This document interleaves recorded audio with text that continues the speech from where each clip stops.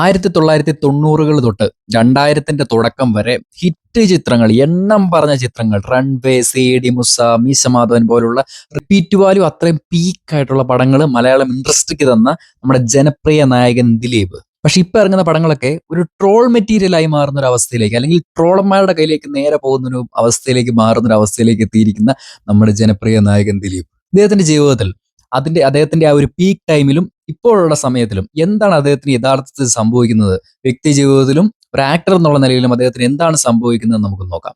എന്റെ പേര് Allen MTPL. നമുക്ക് വീഡിയോയിലേക്ക് പോകാം.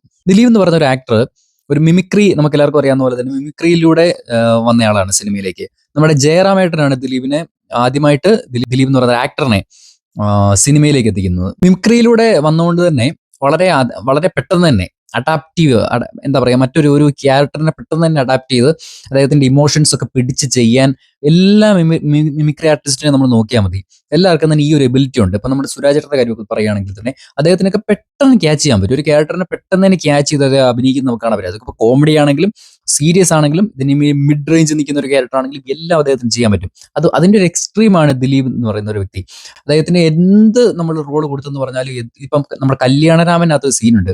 അതായത് ഈ ലാസ്റ്റ് ക്ലൈമാക്സിനോട് അടുക്കുന്ന സമയത്ത് നായികമായിട്ട് വളരെ ഇമോഷണൽ ആയിട്ടൊരു സീനുണ്ട്. അതൊക്കെ എന്ന് പറഞ്ഞാൽ അദ്ദേഹത്തിന്റെ കണ്ണ് നിറയുമ്പോഴത്തേക്ക് കണ്ടിരിക്കുന്ന ആൾക്കാരുടെയും കണ്ണ് നിറയ്ക്കുന്ന രീതിക്കുള്ള അത്രയും പെർഫെക്റ്റ് ആയിട്ടുള്ള അഭിനയമാണ് നമ്മൾ ഈ പറയുന്ന ജനപ്രിയ നായകൻ ദിലീപ് പ്രൊവൈഡ് ചെയ്യുന്നത്. പക്ഷെ ഇപ്പൊ എന്താണ് സംഭവിച്ചുകൊണ്ടിരിക്കുന്നത് എന്ന് ചോദിച്ചു കഴിഞ്ഞാൽ, അദ്ദേഹത്തിന്റെ പീക്ക് ടൈം എന്ന് പറയുന്നത് നമ്മുടെ ഇൻഡസ്ട്രിക്ക് കുറിച്ച് ഒരേ സ്റ്റൈലായിരുന്നു നമ്മൾ ഫോളോ ചെയ്തുകൊണ്ട് വന്നുകൊണ്ടിരുന്നത്. അതായത് ഒരു സിനിമ തുടങ്ങി കഴിഞ്ഞ് കഴിഞ്ഞാൽ അത് ഒരു കുറച്ച് ഫൈറ്റ് ഒക്കെ കാണും, അല്ലെങ്കിൽ കുറച്ച് റൊമാൻസ് ഒക്കെ കാണും അതിനകത്ത് എന്നൊക്കെ പറഞ്ഞിട്ട് ഒരേ ഫോർമാറ്റിലുള്ള ഒരേ പടങ്ങളായിരുന്നു വന്നുകൊണ്ടിരുന്നത്. പക്ഷേ ഇപ്പൊ സംഭവിക്കുന്നത് എന്നാന്ന് ചോദിച്ചു കഴിഞ്ഞാൽ, വളരെ വെറൈറ്റി ആയിട്ടുള്ള പടങ്ങൾ, വളരെ വളരെ വെറൈറ്റി ആയിട്ടുള്ള സ്ക്രിപ്റ്റ് നമ്മുടെ ഇൻഡസ്ട്രിയിലേക്ക് വരാൻ തുടങ്ങി. അപ്പൊ കണ്ടിരിക്കുന്ന ഓഡിയൻസിന്റെ മെന്റാലിറ്റി മാറാൻ തുടങ്ങി. അതായത് എന്നും കണ്ടുകൊണ്ടിരുന്ന പടങ്ങൾ മാത്രം കണ്ടാൽ പോരാ, കുറച്ച് വെറൈറ്റി ആയിട്ടുള്ള പടങ്ങളൊക്കെ കാണണം എന്നുള്ള ഒരു മെന്റാലിറ്റി നമ്മൾ ഈ പറയുന്ന ഓഡിയൻസിനും വന്നു. വന്നത് അതിലേക്ക് അഡാപ്റ്റ് ചെയ്ത്, അല്ലെങ്കിൽ അതുമായിട്ട് രമ്യതപ്പെട്ട് പോകാൻ പറ്റാത്ത രീതിക്കുള്ള കുറച്ച് ആളുകളാണ് നമ്മൾ ഈ ഫീൽഡ് ഔട്ട് എന്ന് പറയുന്നത്. ദിലീപേട്ടൻ റീസെന്റ് ആയിട്ട് നമ്മൾ ഇറങ്ങിയ പടങ്ങളൊക്കെ നമ്മൾ നോക്കുവാണെങ്കിൽ തന്നെ നമുക്ക് ഈ ഒരു വ്യത്യാസം മനസ്സിലാവും. അതായത് പണ്ട് നമ്മൾ എന്താണോ അദ്ദേഹത്തിന്റെ സിനിമകളിൽ കണ്ടുകൊണ്ടിരുന്നത്, അതേ ഹ്യൂമറും അതേ അതേ കോമഡികളും ഒക്കെയാണ് അദ്ദേഹം ഇന്നും പ്രയോഗിക്കുന്നത്.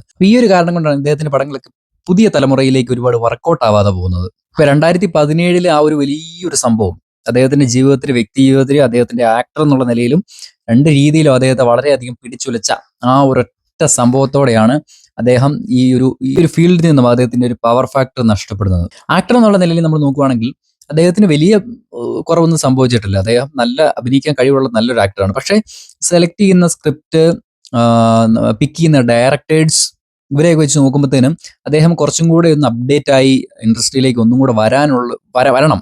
നമ്മുടെ ഫിലിം ഇൻഡസ്ട്രി എന്ന് പറഞ്ഞാൽ ഇന്ന് ഭയങ്കര വലിപ്പമുള്ളൊരു സംഭവമാണ്. പണ്ടത്തെ പോലെ കുറച്ച് ആക്ടേഴ്സും കുറച്ച് ടെക്നീഷ്യൻസും മാത്രമുള്ള ഒരു സംഭവമല്ല. ഇപ്പൊ എല്ലാവർക്കും പണി അറിയാം. നമ്മുടെ ഇപ്പൊ ഇൻസ്റ്റഗ്രാമിലുള്ള എത്രയോ ആളുകളാണ് ഇപ്പൊ സിനിമയിൽ അഭിനയിക്കുന്നത്. അപ്പൊ ആക്ടേഴ്സിന് പഞ്ഞമില്ല, ആർട്ടിസ്റ്റിന് ഒരു പഞ്ഞമില്ല. ഒരു ഡയറക്ടർ നോക്കുമ്പോൾ ഇഷ്ടം പോലെയാണ്. ഇപ്പൊ കാസ്റ്റിംഗ് ഡയറക്ടേഴ്സിനൊക്കെ ആയിരിക്കും ഇപ്പൊ ഏറ്റവും വലുതല്ല, ഒരു ഒരു ക്യാരക്ടർ ഒരാൾക്ക് കൊടുക്കാൻ തുടങ്ങി എന്തോരം അഭിനയിക്കാൻ അറിയാവുന്ന പിള്ളേരാണ് ഇപ്പോൾ ഉള്ളത്. അപ്പൊ അതുപോലെയുള്ള ആക്ടേഴ്സിന്റെ ഒരു ക്ഷാമവും ഇല്ല. പണ്ടത്തെ പോലല്ല.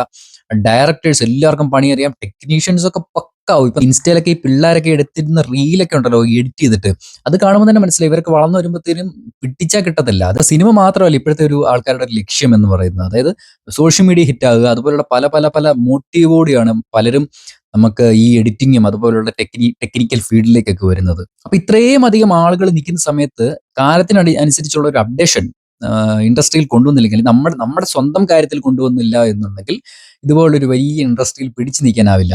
അദ്ദേഹത്തിന്റെ ജീവിതത്തിലും അല്ലെങ്കിൽ ദിലീപേട്ടന്റെ ജീവിതത്തിലും സംഭവിച്ചുകൊണ്ടിരിക്കുന്ന ഒരു സംഭവം എന്ന് പറഞ്ഞാൽ, അദ്ദേഹത്തിന്റെ ആക്ടർ വൈസ് സംഭവിച്ചിരിക്കുന്ന ഒരു കാര്യം ഇത് തന്നെയാണ്. ഇപ്പൊ ഒരു കേസ് വന്നു, ഓക്കെ, പിന്നെ അദ്ദേഹം കേസിൽ നിന്നും മോചനായി, ഇപ്പം ഫ്രീ ആയി. അപ്പൊ ഇനി സെലക്ട് ചെയ്യുന്ന സ്ക്രിപ്റ്റ് എന്നൊക്കെ പറഞ്ഞു കഴിഞ്ഞാൽ അതുപോലെ പക്ക സ്ക്രിപ്റ്റ് ആയിരിക്കണം.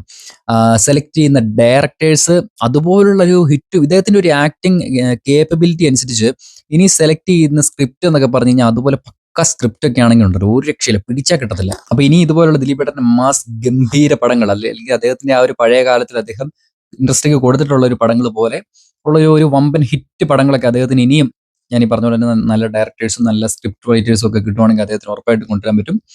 ഉറപ്പായിട്ടും അദ്ദേഹം തിരിച്ചു വരും അങ്ങനെയൊക്കെ ചെയ്താൽ.